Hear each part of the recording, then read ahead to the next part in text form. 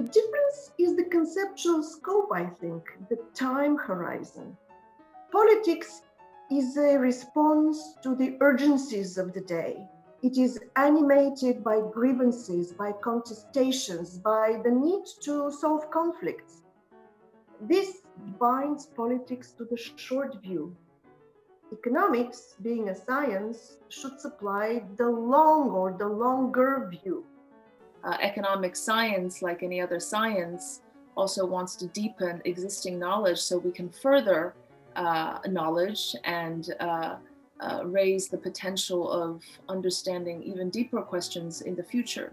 Policymakers also have a heavy responsibility because there's an impact about the decisions that they try to make that affects people's daily lives.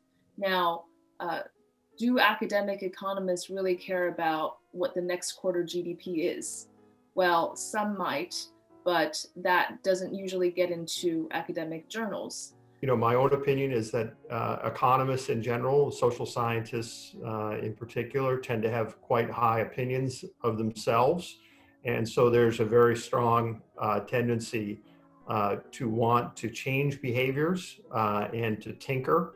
And I would say that in free societies, this is a very tricky prospect. There was always that challenge between what economic theory says you should do and what you'd actually do, because when you actually come in there, you're having other considerations. And then, of course, there are questions of other values that you've got to look at. Sometimes economics is not the only thing that matters. You can have all the kind of technical knowledge you want. You can have that debate inside the academy and inside policymaking circles. But you've got to be able to actually hit the folk models that are in the heads of policymakers and in the heads of people out in the world, right?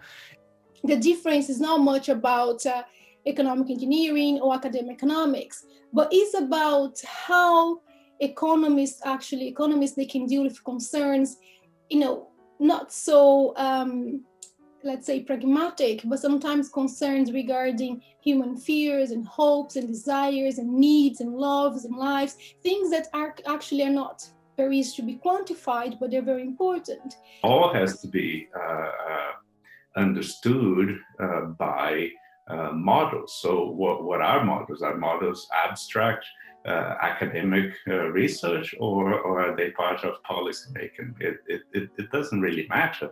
They are the ways that you understand what's happening around you.